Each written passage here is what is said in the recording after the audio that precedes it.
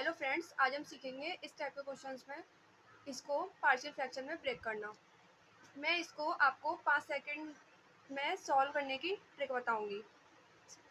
पहले हम जानते हैं कि अगर हम इस क्वेश्चन को सॉल्व करते हैं जनरल तरीके से तो कैसे करते हैं कि ये क्वेश्चन लिखा है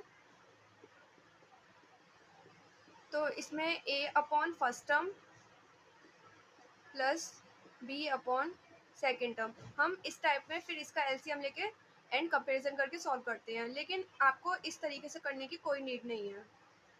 लेकिन इस बात का हमें ध्यान रखना है कि ये जो मैं बता रही हूँ आगे, इसको सिर्फ हम ओनली लीनियर में ही सॉल्व कर सकते हैं जब ये लीनियर टर्म में दी हो।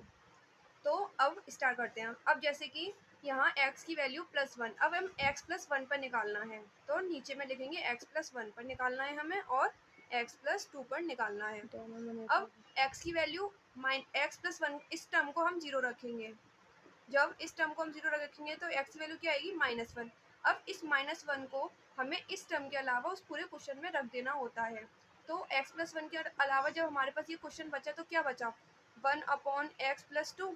अब इसमें हम x की वैल्यू -1 रखेंगे तो हमें क्या मिलेगा, 1 मिलेगा। तो यही हमारे इस ऊपर वाले की वैल्यू हो जाएगी a की, तो यहाँ 1 आ गया।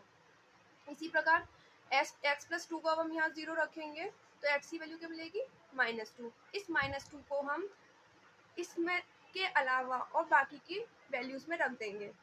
ऐसा हम क्यों करते हैं, क्योंकि अगर हमने इसी में ही -2 रख दिया तो हमारा ये 0 हो जाएगा, जो अनडिफाइन हो जाएगा क्वेश्चन। इस वजह से हम इसके अलावा जो बाकी की बची होती हैं उसमें रखते हैं। तो x की वैल्यू यहाँ -2 रखेंगे तो -2 + 1 -1 एंड 1/-1 = -1, तो यहाँ इसकी वैल्यू आ जाएगी -1। तो हमने इस वैल्यू को हम लिख सकते हैं 1/x + 1 माइनस के 1/x + 2।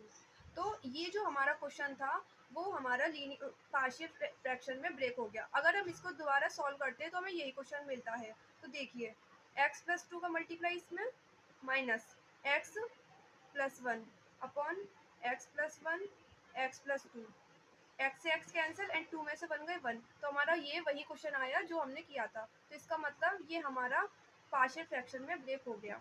लेकिन ध्यान रखना, इसको हम तभी अप्लाई कर सकते हैं जब जो हमारे जो डिनोमिनेटर होता है वो लीनियर में हो। Thank you.